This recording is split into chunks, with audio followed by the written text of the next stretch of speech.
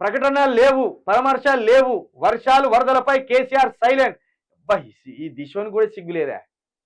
కేసీఆర్ రారా బాయ్, రాడు. మీరు మొత్తం ముజ్జి నేలకేసి అక్కడికి ఇక్కడికి రాక్కున్న కేసీఆర్ రాడు. కేసీఆర్ తీరు తెలిసిందేనే. ఆయన దేనికి బయటికి వస్తాడు, ఎప్పుడు బయటికి వస్తాడు, ఎలా బయటికి వస్తాడు, ఆయనకంటూ ఒక స్కెచ్ ఉంటుంది, ఆయనకంటూ ఓ వ్యూహం ఉంటుంది.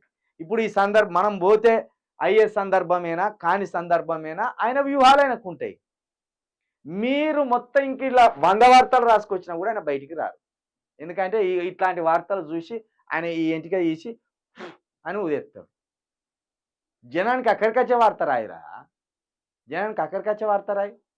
ఇప్పుడు కేసీఆర్ ఉన్న పొలంగా ఉరికెత్తే ఆడికి వచ్చే 100 కోట్లు ముందర పడతాయా, లేకపోతే కేసీఆర్ చూడంగానే ఎక్కడి వరదలు అక్కడ వెనకపోతాయా? పడే వర్షం ఆగుతుందా, ఉన్న వరదలు కొట్టుకపోతాయా? వెనకకే కేసీఆర్ వస్తాను వెనకకే పోతామంటాయా?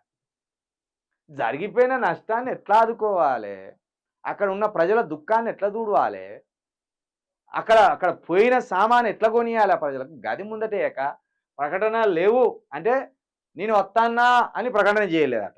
పరామర్శాలు లేవు, అక్కడ బాధితుల దగ్గర పోయి అవా అని వాళ్ళ శివుడు దుడిచో వాళ్ళ ముక్కు దుడిచో ఏదో మూతి దుడిచో వత్తలేడట. ఇప్పుడు పోయిన మంత్రులందరూ మొత్తం వాళ్ళ మూతులు ముడ్లు దుడిచి వాళ్ళని చక్కదిద్ది వచ్చిండ్రు. ఇప్పుడు ఒక కేసీఆర్ వత్తలేడని అక్కడ బాధితులంతా ఎడతానులాట. ఇప్పుడు కేసీఆర్ పొమ్మంటేనే హరీష్ రావు కానీ, లేకపోతే జగదీశ్వర్ రెడ్డి గారు కానీ, లేకపోతే ఇంకా అక్కడ ఖమ్మంలో ఉన్న బీఆర్ఎస్ కార్యకర్తలు కానీ అందరు వేయిండ్లు సహాయక చర్యల్లో పాల్గొన్నారు. వాళ్ళ వంతు ప్రయత్నం వాళ్ళు చేసిండ్రు. కేసీఆర్ వచ్చినా రాకున్నా కేసీఆర్ పార్టీ అక్కడ ఉన్నది ఫీల్డ్లో. ఇక మళ్ళీ దానికి గింత పెద్ద వార్త, గింత పెద్ద స్పేస్ ఆగం చేసుకున్నావా?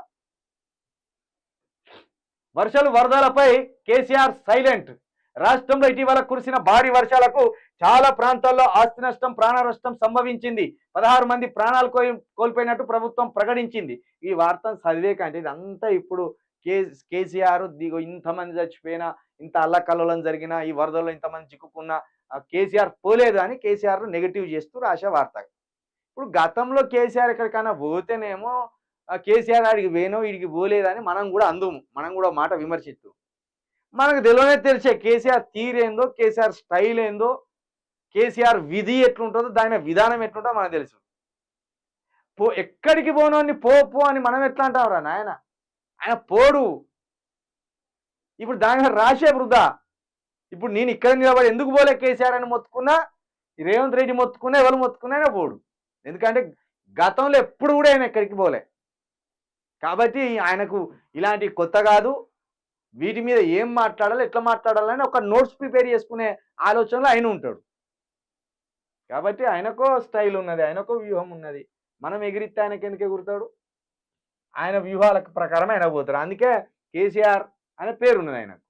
అందరిలాగా కాదు, కేసీఆర్ అంటే KCR, one and only KCR అట్లుంటుంది.